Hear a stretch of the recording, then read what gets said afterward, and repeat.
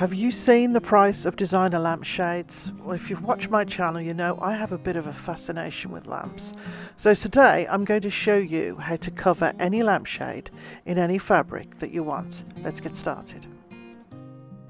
We're going to start with a fairly big lampshade. This is one that has the clip that clips onto the light bulb. I'm particularly fond of these type.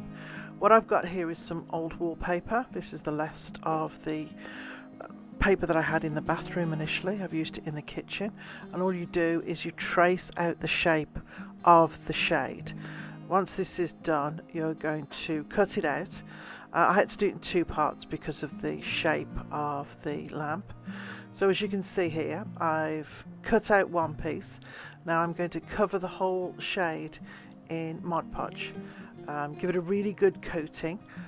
Make sure you get it all over. What we're going to do is we're going to put the wallpaper directly onto the shade, and then once it's stuck we're going to cut it to fit if anything comes over the top or the edges. So as you can see here, a really good decent thick coat of the Mod Podge, and then I'm going to give the wallpaper another coat as well. So we've got two fairly wet surfaces to stick together. What you can see I'm doing here, I'm just testing to see how well the fit is, and as I said, I've got two pieces of wallpaper that I've cut out. So I've pasted the shade. Now I'm putting the Mod Podge on the paper, and then we're going to stick them both together. Once they're together, I just go back over the seams with an extra bit of Mod Podge, press everything down, make sure everything's adhered properly. You can cut any little extra pieces out you want now. Once this is dry, you can leave it like this. It's really not that bad, but I like to add some trim to the top and the bottom.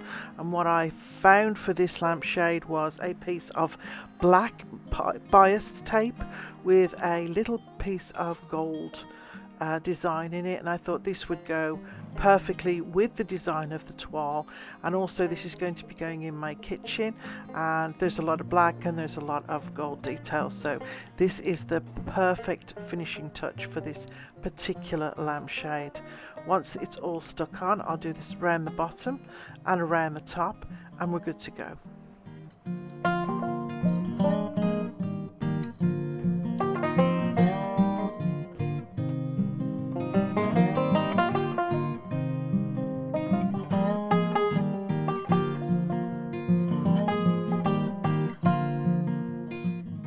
As long as the shade you're covering has a smooth surface, you can add any wallpaper and get this to match in any room in the house.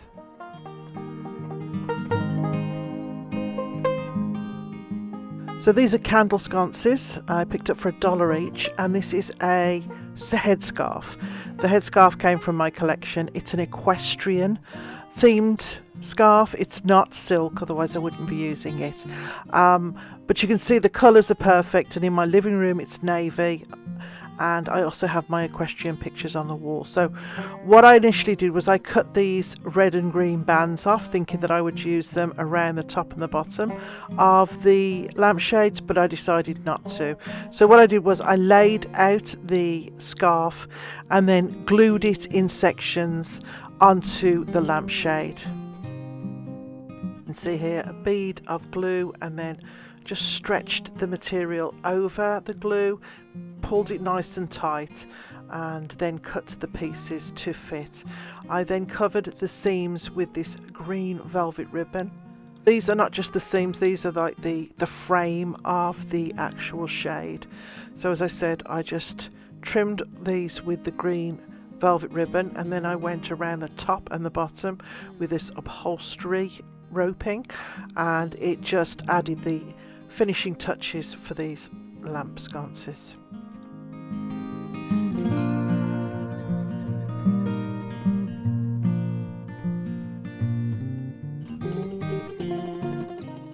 Here are the finished sconces. Now I change these out at least 3 times a year, because when I change my curtains, I've got these little ones that match my summer curtains, and then I've got a little pair that now match my winter decor.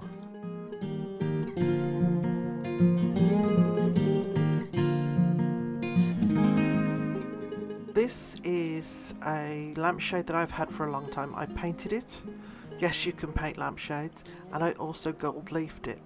This is a bigger lampshade and it goes with this very specific lamp. But this is going to be my designer dupe. You see these everywhere. This is a Waverley fabric that I've had for quite a while. It's a very nice lightweight upholstery. It's also similar to, I think it looks very much like a William Morris style, but you see a lot of these in the shops and the magazines, with this particular print or something very similar.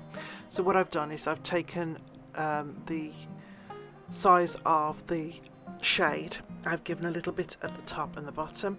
I have cut a whole bunch of strips of the fabric and then I am folding them. You can just fold them and iron them if you want, but I didn't want to get the iron out, so I just used my glue gun and stuck them down. And then you are just going to glue them top and bottom all the way around the shade. You can see here what I'm doing is I'm just taking these little bulldog clips and putting them on the top just to make sure everything stays in place and stays nice and straight. And then I am just following that all the way around until I've completed the whole thing. Once the whole thing is done, I cut another strip of fabric to fit the circumference of the top of the lamp and the circumference at the bottom of the lamp, and then I am gluing that on top and bottom, and we have our designer dupe lamp. This particular lampshade was the one that took the longest amount of time, just because of the layers of fabric that needed to be positioned correctly and made sure that it was all straight. But I think this is the lamp that has the biggest impact.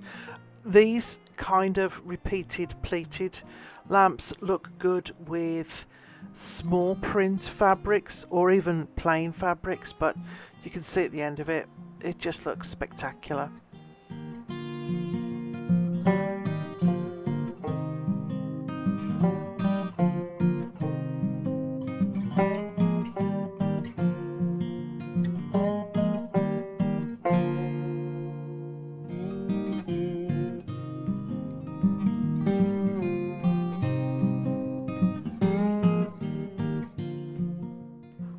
This particular shade I had to adapt this. I had some wrapping paper that was of, it was like a vintage map, and I was hoping to use that, but it was too thick and I wasn't able to manipulate it onto the shade.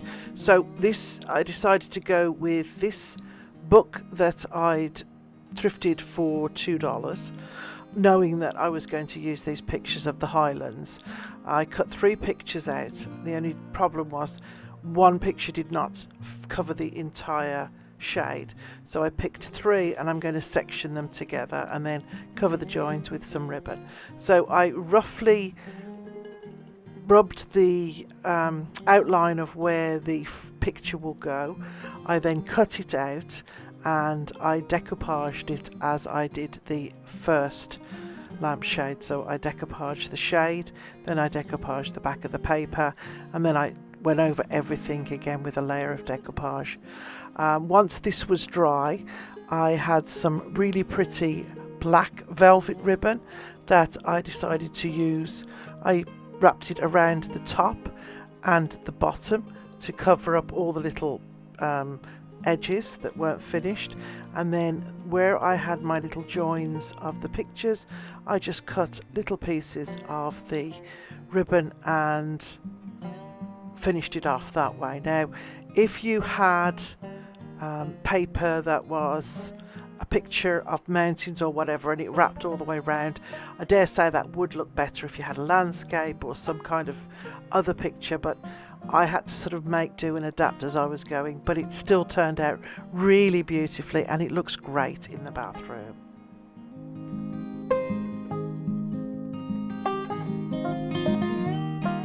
This woven shade is something I actually covered it up initially. It was I made it into a toile when I have 2 matching, but you could have left this the same as it was. It's very neutral. and just added trim to the top and the bottom. And I just wanted to show you quickly, any trim that you had just adds that little something extra to the shade and just dresses it up and gives it that bespoke look to it, and it also makes it look a little bit more expensive.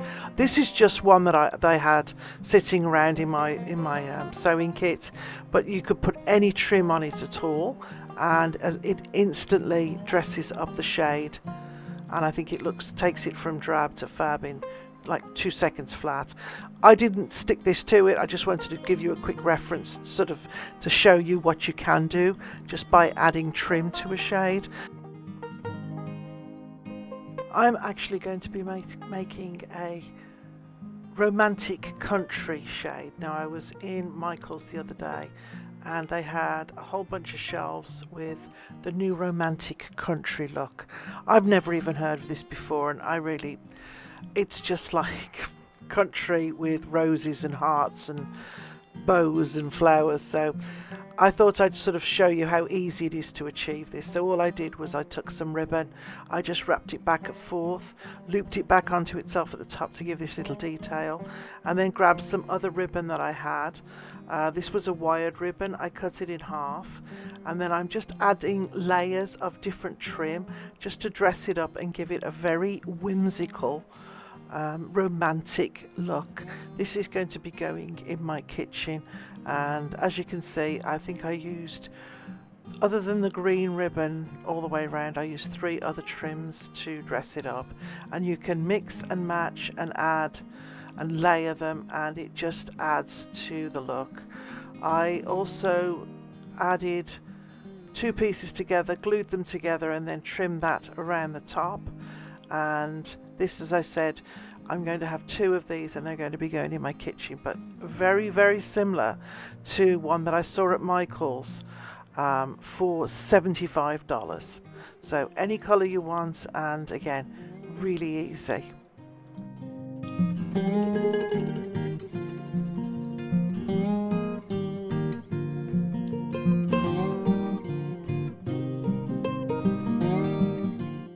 So this is another lamp from my stash. This is an older one. Again, you see these everywhere. They're just a couple of dollars.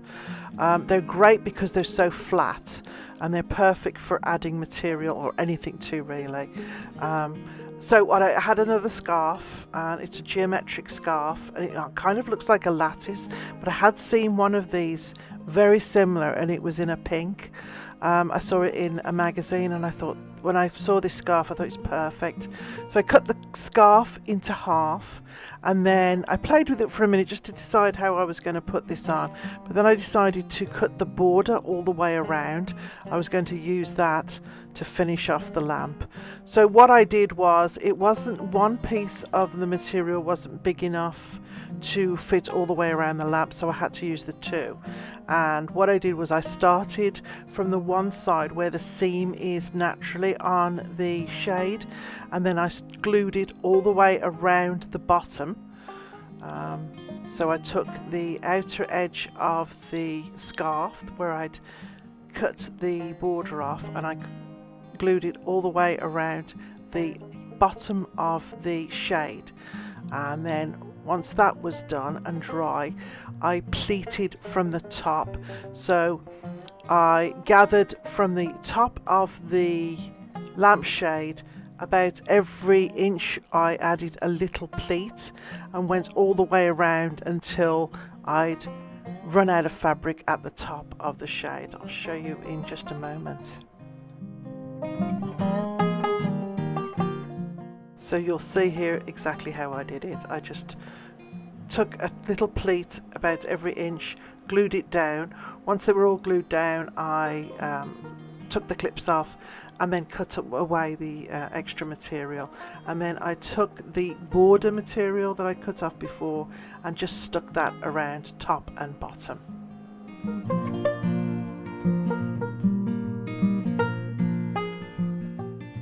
Calling this the Art Deco lattice style because it does remind me of an Art Deco print, but it also reminds me of a lattice pattern, and I think this is again one of my favourites. I just wanted to quickly show you some of the other ones that I have. These are in my living room. This was made of the scraps from the fabric that I used for my curtains. These are my summer shades. These are my William Morris shades that came from a pillowcase.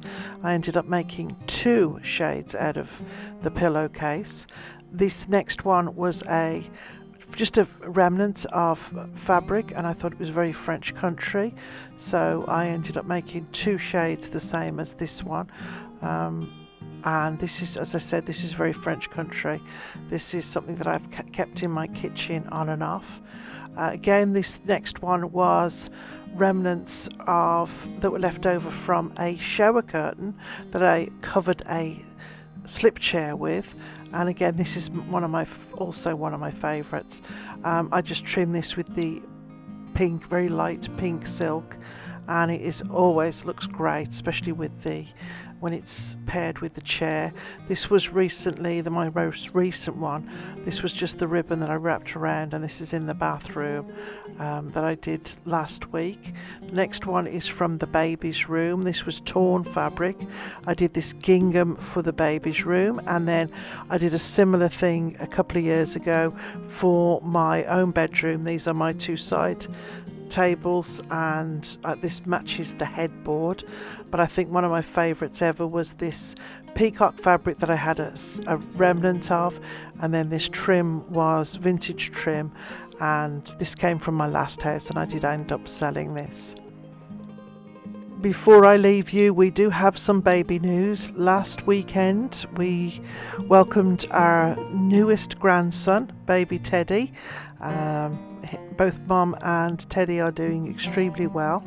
So thanks so much for watching. Let me know which was your favourite shade, and if you're going to have a go with any of them. I hope they inspired you, and we shall see you next time.